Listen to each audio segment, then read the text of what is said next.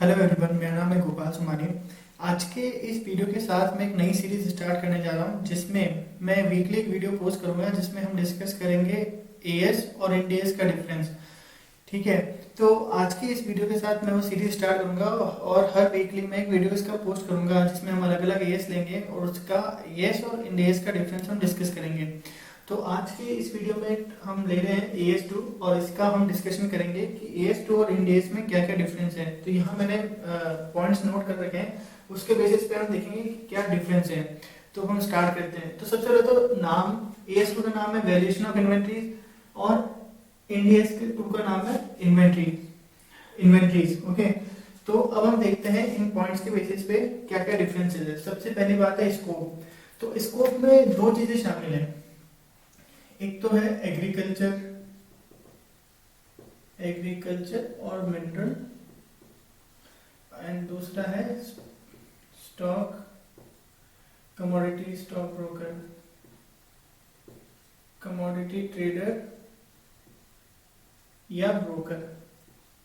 ठीक है, मतलब ऐसा कोई प्रोड्यूसर जो प्रोड्यूस करता है एग्रीकल्चर गुड्स, एग्रीकल्चर प्रोड्यूस या फॉरेस्ट प्रोडक्ट को प्रोड्यूस करता है और उसकी इन्वेंट्री में ये होते हैं या मिनरल्स होते हैं, और अगर ये प्रोडक्ट जो है ये वैल्यू हो रहे हैं एनआरवी पे, नेट रियलाइजेबल वैल्यू पे, ठीक है, तो उस केस में क्या होता था, वो AS2 के स्कोप से एक्सक्लूड हो जाता था, मतलब वो बिल्कुल आउट ऑफ स्कोप हो जाता था।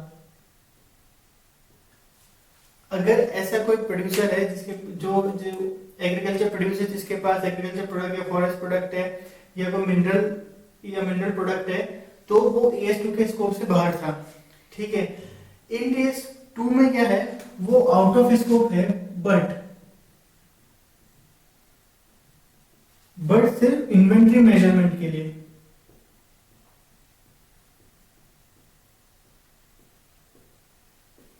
सिर्फ इन्वेंट्री मेजरमेंट के लिए आउट ऑफ स्कोप है, पूरे एएस से इंडेस से वो आउट ऑफ स्कोप नहीं है।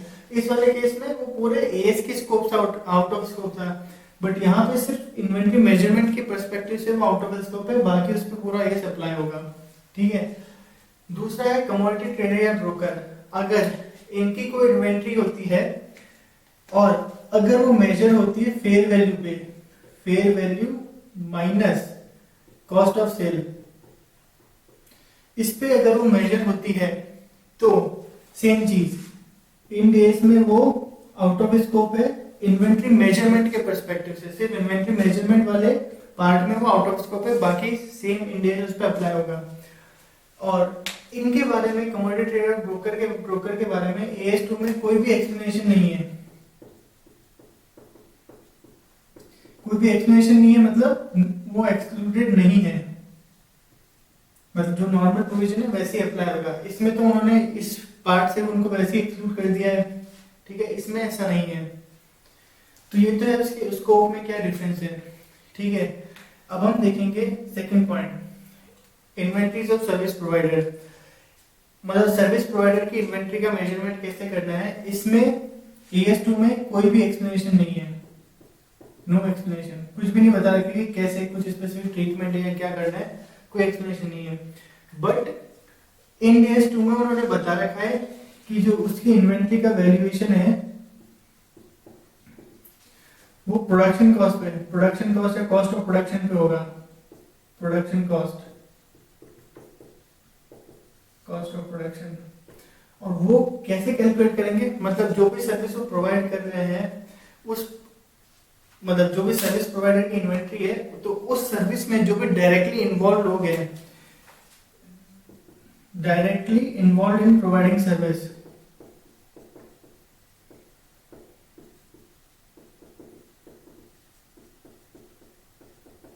मतलब जो भी लेबर इन्वॉल्व है उनकी जो कॉस्ट है उसके बेसिस पे हम ये उसकी सर्विस प्रोवाइडर की इन्वेंट्री का वैल्यूएशन करेंगे। तो जो भी लेबर या जो भी एम्प्लॉय है जो डायरेक्टली इन्वॉल्व है उस सर्विस को प्रोवाइड कराने में, तो उनकी जो कॉस्ट है प्लस कोई भी सुपरवाइजर वगैरह है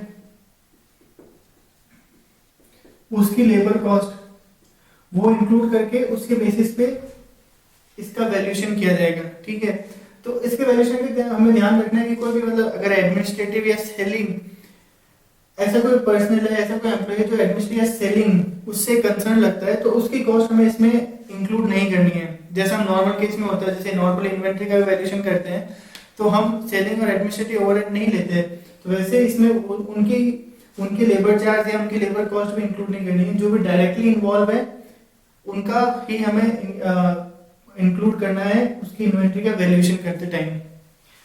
तो इसमें उन्होंने ऐसा कुछ एक्सप्लेनेशन प्रोवाइड नहीं कर रखा है और इस केस में उन्होंने बताया गया कि उसको प्रोडक्शन कॉस्ट पे लेना है। ठीक है, ये है हमारा इसका।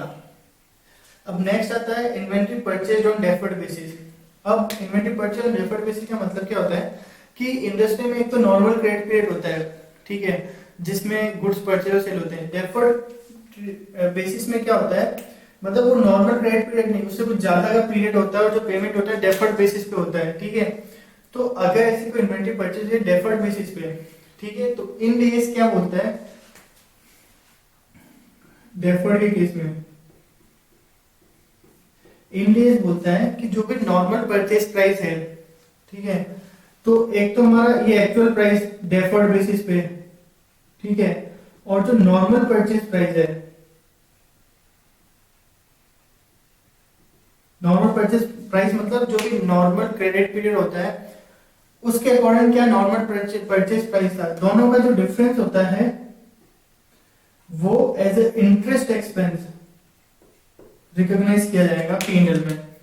मतलब जिस प्राइस पे हम ये परचेज कर रहे हैं, ठीक है, और जो एक्चुअल प्राइस है, एक्चुअल प्राइस इस कॉन्ट्रैक्ट का डेफर्ड बेसिस के कॉन्ट्रैक्ट का जो प्राइस है, और अगर सेम गुड्स हम नॉर्मल क्रेडिट पीरियड पे परचेज करते हैं उसका क्या प्राइस होता, उन दोनों का डिफरेंस है वो एज ए इंटरेस्ट रिकॉग्नाइज किया जाएगा P&L में। ठीक है, अब AS2 जो होता है नो स्पेसिफिक एक्सप्लेनेशन, इसमें ऐसा कुछ स्पेसिफिकली एक्सप्लेनेशन प्रोवाइड नहीं कर रखा है। बट एएस के केस में भी, हमारे नॉर्मल एएस के केस में भी अगर कोई ऐसा डेफर्ड एग्रीमेंट होता है और अगर उस एग्रीमेंट में क्लियरली कह रखा है, अगर एग्रीमेंट में क्लियरली हमें बता रखा है इंटरेस्ट पोर्शन कितना है, तो वो तो हम वैसे भी एक्सक्लूड करते ही हैं अगर एक्सप्लिसिटली बता रखा है तो। ओके, अगर हमें एग्रीमेंट में क्लियरली बता रखा है कि ये इतना इंटरेस्ट पोर्शन है तो वो तो वैसे भी इन्वेंट्री से हम एक्सक्लूड करते ही थे। बट तो इसमें हमें स्पेसिफिक एक्सप्लेनेशन प्रोवाइड नहीं कर रखा है, यहाँ उन्होंने स्पेसिफिक प्रोवाइड कर रखा है कि अगर ऐसा कोई कॉन्ट्रैक्ट होता है तो इस बेसिस पे आपको इंटरेस्ट एक्सपेंस रिकॉग्नाइज करना है। इसमें हम क्या करते थे, हम एग्रीमेंट देखते थे, अच्छा अगर एग्रीमेंट में इंटरेस्ट दे रखा है तो हमें एक्सक्लूड करना है, वरना जो भी नॉर्मल प्राइस होती है परचेज प्राइस उसी पे हम लेते थे। ठीक है, नेक्स्ट आता है सब्सिक्वेंट असेसमेंट ऑफ एनआरवी। तो अब हम पहले इंडियस में देखते हैं क्या होता है। सपोज हमारे गुड्स की कॉस्ट है 100, ठीक है, और उसकी एनआरवी हो गई 80 हो गई, तो हम वैल्यूएशन किस पे करते थे, cost of NRV which is lower, तो हम वैल्यूएशन करते थे 80 पे। सपोज ये फर्स्ट ईयर में हमने वैल्यूएशन कर लिया 80 पे, ठीक है। अब सेकंड ईयर सपोज उसकी एनआरवी हो गई 90, वही कॉस्ट तो उसकी 100 ही थी, एनआरवी हो गई 90, मतलब सपोज मार्केट कंडीशन बेटर हो गई तो हम उस गुड को हम 90 पे सेल कर सकते हैं। तो ऐसे केस में हम 90 पे उसको, अभी तो बुक्स में 80 पे आ रहा था वो सेम गुड्स, ठीक है, बट अब 90 पे हमें मेजर करना है, तो अब ये जो डिफरेंस है बुक्स में 80 में आ रहा है, अब एनआरवी क्योंकि बढ़ गई है बट इसके लिए वो कॉस्ट से कम ही है, तो मेजर तो हमें दोनों से जो भी कम है उस पे करना पड़ेगा, ठीक है, 90 पे। तो अब यहाँ हमें ये जो 10 रुपए का रिवर्सल करना पड़ेगा। लास्ट ईयर हमने 20 रुपीज राइट ऑफ किए थे, बट यहाँ हमारे 10 रुपए से एनआरवी बढ़ रही है, तो हमें जो हमने जो लास्ट ईयर 20 राइट ऑफ किए थे उसमें से 10 का रिवर्सल करना पड़ेगा। तो ये जो रिवर्सल है ये हमें बता रखा है कि हम इन डेज 2 में कि ये हम रिवर्सल कर सकते हैं, कि we can do this reversal, ठीक है। अगर एनआरवी इंक्रीज होती है तो up to the cost price, उनको वापस में बताता हूँ, हमारी कॉस्ट थी 100, फर्स्ट ईयर में हमने 80 पे हमारी एनआरवी थी, तो हमने उसको 80 पे मेजर कर दिया, 20 रुपए हमने लॉस दिखा दिया, ठीक है। सेकेंड ईयर में क्या हुआ, उसी सेम गुड्स की एनआरवी हो गई 90। तो अब हम मेजर कैसे करेंगे सेकेंड ईयर में, कॉस्ट माइनस कॉस्ट और एनआरवी पिक्चर इज दो, तो हम उसको 90 पे मेजर करेंगे। तो उसकी बुक वैल्यू अभी 80 है, अब हमको 90 पे मेजर करना है। तो अब जो लास्ट ईयर हमने 20 का रिवर्सल किया था उसमें से 10 को हमें वापस रिवर्स करना पड़ेगा। 10 का जो हमने राइट बैक किया था वो हम वापस रिवर्स करेंगे। तो ये जो कंसेप्ट है ये इंड एस 2 बताता है, ठीक है। ऑल्दो ये कंसेप्ट अकाउंटिंग स्टडी बताता है, बट ये जो कंसेप्ट है वो इसमें AS5 से डील होता है। AS5 डील करता है ये रिवर्सल वाला कंसेप्ट, बट इसमें ये जो कंसेप्ट है AS2 में बता रखा है, ठीक है। फिर आता है फेयर वैल्यू। तो AS में तो कोई है ही नहीं, कोई भी हमें फेयर वैल्यू के बारे में कुछ बता ही नहीं रखा है। और इंड एस 2 हमें बताता है कि फेयर वैल्यू क्या होता है, ठीक है। तो इसमें कोई भी फेयर वैल्यू का डिस्कशन नहीं है, इसमें हमने फेयर वैल्यू भी ले रखी है। तो यहाँ पे इंपॉर्टेंट चीज है, हमें देखना पड़ेगा फेयर वैल्यू और एनआरवी में डिफरेंस क्या होता है। तो मैं ये हटा देता हूँ और ये हमें बताता है फेयर वैल्यू, क्योंकि यहाँ हमने देखा था ये बताता है, यहाँ पे हमें देखते हैं कि फेयर वैल्यू जब हम कमोडिटी ट्रेडर या ब्रोकर की बात करते हैं तो इंडेक्स क्या कहता है, अगर वो फेयर वैल्यू पे मेजर करते हैं, fair value minus cost of sale पे, तो उसे आउट ऑफ स्कोप कर देंगे। तो इस तरह से देखो इंडेक्स फेयर वैल्यू की बात करता है। अब हम देखेंगे फेयर वैल्यू होती क्या है, ठीक है। तो फेयर वैल्यू वो होती है कि मार्केट में दो ऐसी पार्टीज पर्टिकुलर गुड्स को कितने प्राइस पे सेल या परचेज करेंगी, ठीक है ना। मार्केट में दो विलिंग पार्टीज एक पर्टिकुलर गुड्स को कितने में सेल और परचेज करेगी, वो होता है, वो जो प्राइस होता है उस गुड्स का फेयर वैल्यू कहलाती है। तो देखो यहाँ पे इंपॉर्टेंट आंसर होता है फेयर वैल्यू एनआरवी में डिफरेंस, ठीक है। एनआरवी का मतलब क्या होता है कि जो एंटिटी है वो कितनी वैल्यू रियलाइज कर सकती है। एक गुड्स है उसको बेच के एंटिटी कितनी वैल्यू रियलाइज कर सकती है, वो होती है एनआरवी, नेट रियलाइजेबल वैल्यू। जबकि फेयर वैल्यू क्या कहती है कि वो जो पर्टिकुलर गुड्स है मार्केट में दो पार्टीज कितने प्राइस में खरीदेंगी और बेचेंगी। इसको मैं आपको एग्जांपल से बताता हूँ। सपोज एक्स कंपनी है, ठीक है, उसके पास एक गुड्स है, इसके पास एक कोई एक गुड है ए, सपोज गुड का नाम ए है, ठीक है। अब मार्केट प्राइस है उसकी 10 रुपए, ठीक है। मतलब अगर आज मार्केट में कोई भी गुड सेल और परचेज करेगा, ये पर्टिकुलर गुड वो 10 रुपए में सेल करेगा, ठीक है। बट इस एक्स कंपनी ने एक एग्रीमेंट कर रखा है, एग्रीमेंट सेल का एक एग्रीमेंट है, या उसने सेल का कोई एग्रीमेंट कर रखा है टू सेल दिस गुड 11 रुपए पे, 11 रुपए पे वो किसी दूसरी पार्टी को बेचेगी ये गुड्स, ठीक है। तो यहाँ ये देखो दो चीजें, एक तो जो गुड्स ए है वो अभी मार्केट प्राइस है उसकी 10, मार्केट में जो भी सेल परचेज होगी वो 10 रुपीज होगी, बट उसने एक एग्रीमेंट कर रखा है कि वो किसी दूसरी पार्टी को वो गुड्स सप्लाई करेगी 11 रुपए पे, ठीक है। तो यहाँ देखो फेयर वैल्यू तो होगी उसकी 10,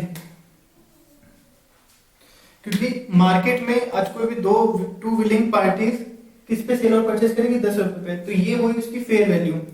बट अगर एनआरवी देखेंगे, एनआरवी मतलब एंटिटी उससे कितनी वैल्यू रियलाइज कर सकती है, तो एंटिटी तो उसको बेच के 11 रुपए रियलाइज कर सकती है, तो ये होगी एनआरवी। तो अगर मेन डिफरेंस देखा जाएगा तो ये कहा जाएगा एनआरवी होती है एंटिटी स्पेसिफिक और फेयर वैल्यू होती है मार्केट स्पेसिफिक, ठीक है।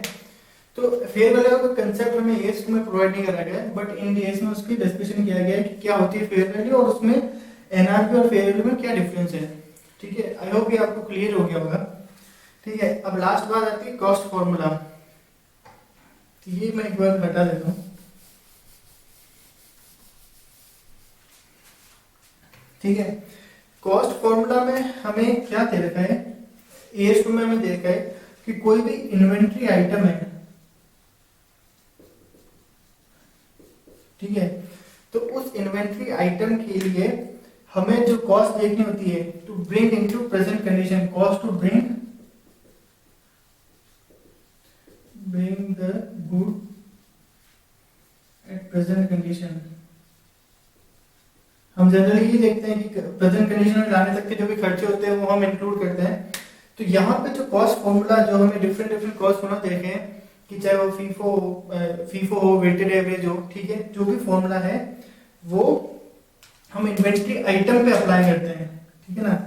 तो हर आइटम के लिए देखेंगे कि क्या बेस्ट, कौन सा ऐसा फॉर्मूला है जो हमें बेस्ट रिजल्ट दे सकता है ये कॉस्ट डिटरमाइन करने के लिए कि what is the cost to bring that goods into current condition, present condition. तो यह हम आइटम बेसिस पे करते हैं, ठीक है ना, मतलब उसमें आइटम पे भी ध्यान दिया जाता है। बट यहाँ जो बोलते हैं कि वो हमें ग्रुप बेसिस पे करना है, we have to group the item based on the nature, कि नेचर के बेसिस पे आप आइटम को ग्रुप करो और फिर उसका मेजरमेंट करो, फिर डिटरमाइन करो, ठीक है। और वो कंसिस्टेंट फॉर्मूला हमें यूज करना होता है। यहाँ पे बेसिकली हम आइटम देखते हैं कि उस आइटम के लिए कौन सा फॉर्मूला सही है। यहाँ वो कहते हैं कि आइटम्स को ग्रुप करो, group the item based on their nature, nature के बेस पे ग्रुप करना है और फिर उसका हमें फॉर्मूला अप्लाई करना है, ठीक है। तो ये जो है ये कुछ पॉइंट्स है जो डिफरेंस है AS2 में और IND-AS में, IND-AS भी 2 ही है, ठीक है। तो आई होप आप लोगों को ये क्लियर हो गया होगा। और मैं ऐसे काफी मतलब हर वीक में एक मैं ऐसे वीडियो पोस्ट करता रहूंगा जिसमें हम डिस्कस करेंगे IND-AS और AS का डिफरेंस। अगर आपको मेरे वीडियो पसंद आ रहे हैं तो प्लीज आप लाइक एंड सब्सक्राइब करें।